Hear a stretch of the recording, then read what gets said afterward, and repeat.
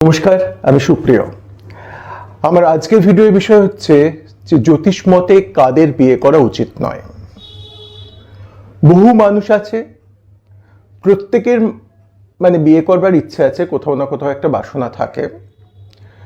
তবে মানুষের জন্মছক কিছু ছক রয়েছে যেখানে মানুষের বিয়ে হবে না বা বিয়ে হলেও খুব অশান্তি হবে, সেক্ষেত্রে বিয়ে করা উচিত নয়।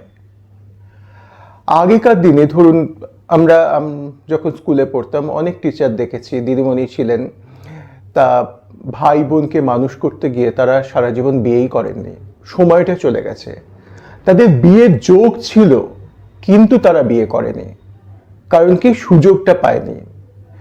বিয়ের যোগ থাকলেই যে সকলের বিয়ে হবে তা নয়, কিন্তু বিয়ের যোগ আছে কিন্তু খুব খারাপ আছে, সেক্ষেত্রে বিয়ে করা উচিত নয়, এটাই আমার বক্তব্য। বা কিছু মানুষ আছে যাদের বিয়ে করা উচিত নয়। রিসেন্টলি আমার কাছে একজন জন্মছক দেখাতে এসেছিলেন, বাবা ছেলে, ছেলেটি সমকামী, বাবা সেটা জানে, তা জেনে শুনেও তার বিয়ে দিচ্ছে। অন্য জ্যোতিষী কে কি বলতো আমি জানি না, আমি তাদের পরিষ্কার বলেছিলাম এ ছেলের বিয়ে দেবেন না। এই ছেলে যা পছন্দ করে, কোনো নির্দিষ্ট পুরুষ সাথী খুঁজে নিতে বলুন, তাকে নিয়ে থাকুক, এই ছেলের বিয়ে দেয়া কখনোই ঠিক নয়, এটা আমি বলেছিলাম। পরবর্তীকালে তার বাবার ছকেও দেখলাম, তার বাবা আমায় বোঝাচ্ছে আমিও তো এরকম ছিলাম, অথচ বিয়ে করেছি, সংসারও করেছি। তার বাবা ছেলে মেয়ে থাকা সত্ত্বেও আরো বিভিন্ন পুরুষ সঙ্গীর সঙ্গে সঙ্গও করেছেন, সংসারও করেছেন, এটা আমায় বোঝাচ্ছেন। দেখুন, যদি কেউ সমকামী হয় সেটা কোনো দোষের নয়, কিন্তু সমকামী হয়ে বিবাহ করে আর একজনের জীবন নষ্ট করা, এবং যেহেতু বায়োলজিক্যাল স্ত্রী পুরুষ একসঙ্গে থাকছে, একটা বাচ্চা হতেই পারে, আবার ডাক্তার দেখিয়ে বিভিন্ন ট্রিটমেন্টের মাধ্যমে অনেক সময় যমজ বাচ্চাও হয় এদের, তো সেক্ষেত্রে একজনের জীবন নষ্ট করা, দুটো বাচ্চার জীবন নষ্ট করবার কোনো অধিকার কিন্তু এদের নেই। আর কাদের বিবাহ করা উচিত নয়? দেখুন, এমন অনেক মানুষ আছে যারা বহু সঙ্গীতে অভ্যস্ত, একজনকে নিয়ে যারা কাটাতে পারবে না। একটা সময় ছিল, পুরুষতান্ত্রিক সমাজ আগেও ছিল, কিন্তু আগের মহিলারা অনেক কিছু মেনে নিতেন। নবদ্বীপে আমার বাবার পিসি ঠাকমা, তার স্বামীর কিন্তু দুটো বিয়ে, না তো তিনি সে নিয়ে কোর্ট কাচারি করেছেন, না তো তার কোনো অভিযোগ ছিল। স্বামীকে দেখে ঘোমটা দিতে দেখেছি, যতখানি আমি দেখেছি আর কি। অভিমান ছিল, কথা বলতেন না, কিন্তু সেটা নিয়ে চেঁচামেচি, অভিযোগ, মারামারি, বিচ্ছেদ এরকম হয়নি। কিন্তু আজকে দিন বদলেছে, সেরকম আর হবে না। তা আজকে কেউ আর সহ্য করবে না। মহিলারাও আজকে সমান ইনকাম করেন এবং সমান অধিকারের দাবি করেন, আর সহ্য করবার কোনো কারণও নেই। ঠিক আছে, একজন মহিলাও যদি করেন এগুলো, পুরুষও সহ্য করে না, ঠিক আছে, সেক্ষেত্রে হয় কোনো ক্রাইম হয়, নয় বিবাহ বিচ্ছেদ হয়। তাই জন্য বিবাহ বিচ্ছেদের লাইন এখন। আর এক শ্রেণীর মানুষের বিয়ে করা উচিত নয় যাদের বয়স পেরিয়ে গেছে।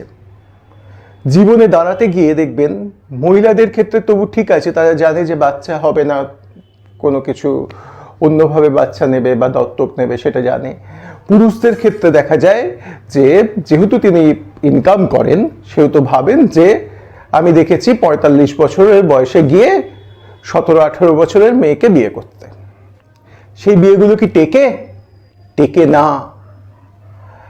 সেই বউটি, এটা কোনো উকিলের ঘটনা, সেই বউটি কিন্তু অন্য কোনো পুরুষের সঙ্গে চলে গিয়েছিল একটা বাচ্চা ফেলে। যে বাচ্চাটাকে ফেলে গেল তাকে কিন্তু সারা জীবন কথা শুনতে হবে, কিন্তু এক্ষেত্রে কাউকেই দোষী করা যায় না। 45 বছর মেয়ে ছেলে লোক যদি, একটা বাবার বয়সী লোক যদি 18 বছরের মেয়েকে বিয়ে করে, সেই দাম্পত্য কি 8-10 বছর পরে চলে? সেই দিন এখন আছে 2026-এ দাঁড়িয়ে নেই। কাজেই আমার বক্তব্য একটাই, তোমার ছক দেখে আগে তোমায় জানতে হবে যে তোমার বিয়ে করা উচিত কি না বা বিবাহিত জীবন কেমন, সেই অনুযায়ী তোমার সঙ্গে খুঁজতে হবে এবং ছক মিলিয়ে বিয়ে করতে হবে। দেখুন, আগেকার দিনে প্রকৃত ছক মিলিয়ে যে বিয়েগুলো হতো সেগুলো ভাঙতো না। বিচ্ছেদ অনেক রকম হয়, বিচ্ছেদ যদি কপালে থাকে হবে, সেটাও মেনে নিচ্ছি, কিন্তু এই লেভেলে নয়। আগেকার দিনে দেখবেন জ্যোতিষীরা, যারা প্রকৃত জ্যোতিষ, আমি এই 200-500 টাকা নিয়ে কোথাও বসে গেল জ্যোতিষ হয়ে গেল তাদের কথা বলছি না, তারা তো তাবিজওয়ালা, কবজওয়ালা এবং পাথরওয়ালা। আমি প্রকৃত জ্যোতিষের কথা বলছি।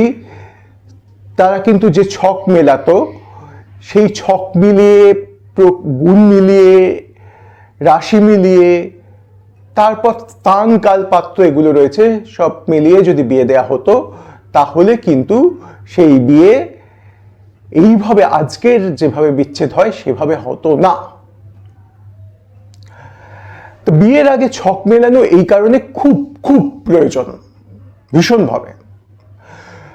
কোন জ্যোতিষ কেমন আমার জানার দরকার নেই, ঠিক আছে? জ্যোতিষ চোর ডাকাত অনেক লোক আছে, এটা একটা বিজনেস করে খাচ্ছে লোকে। আমি বললে আমাকেই এসে ছুরি মেরে দিয়ে যাবে, এই বেরোবো ঘর থেকে ছুরি মেরে দেবে, ঠিক আছে? তো কিন্তু জ্যোতিষ শাস্ত্রটা মিথ্যা নয়। জ্যোতিষ শাস্ত্রটা একটা শাস্ত্র যেটা খুব সমৃদ্ধ, যেটা দিয়ে অঙ্কের মতন কাঁটায় কাঁটায় বলা যায় কার জীবনে কি হবে, যদি জন্ম সময় ঠিক থাকে, যদি সঠিক জ্যোতিষীর হাতে পড়া যায়। জীবনের প্রত্যেকটা পাতায় কি কি রয়েছে না, পাতা উল্টে উল্টে বলা যায়। তো সেখানে যার ছকে বিয়ের অসুবিধা আছে একটু, তার সঙ্গে মিলছে, অথচ যার ছকটি ভালো, অপর পক্ষ, সে জাতক হোক বা জাতিকা হোক, ধরুন আমি জাতক, আমার ছকে দেখা গেল খারাপ, এই জায়গাগুলো খারাপ বিয়ের ক্ষেত্রে, আমার সঙ্গে মিলছে, গুণ মিলছে, সবকিছু মিলছে, এমন একটা ছক যেটার বিয়ের জায়গাটা, শয্যা সুখের জায়গাটা খুব ভালো, তখন কিন্তু সেই বিয়ে করলে টিকে যাবে।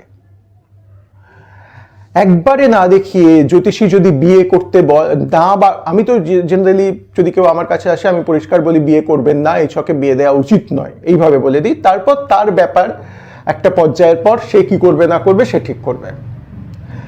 তা এই যে বিয়ের ক্ষেত্রে গণনা করাটা খুব দরকার। আর একটা জিনিস বলবো, যে যেভাবে গণনা করো, এআই বা অন্য জ্যোতিষী, এইভাবে হয় না, ঠিক আছে?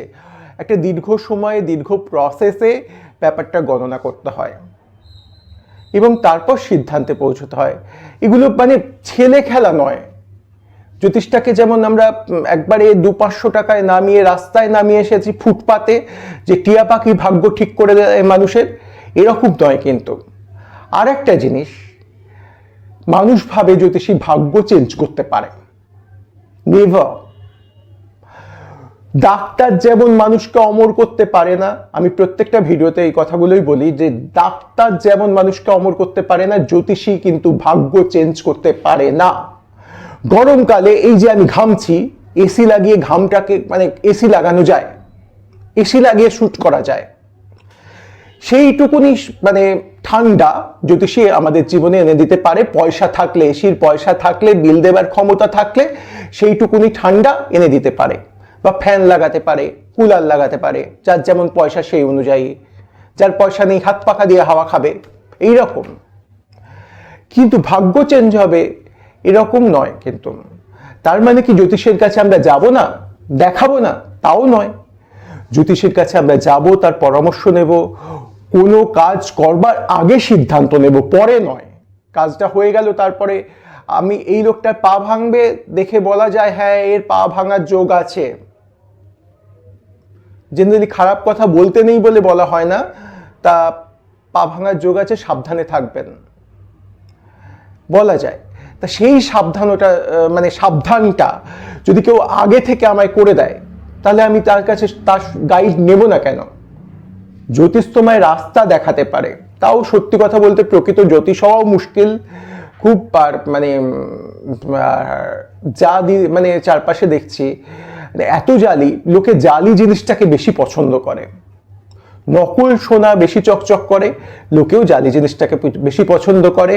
তবে আমার এত বক্তব্যের আসল উদ্দেশ্য হলো যে বিয়ের আগে আপনারা ছক দেখিয়ে, জন্মছক বিচার করে, শুধুমাত্র গুণ নয়, ওই যে কে মাথায় ঢুকিয়েছে সফটওয়্যারে দেখলাম, মিলিয়ে নিলাম, 18টা গুণ মিলল, বিয়ে করে ফেললাম, তা নয়।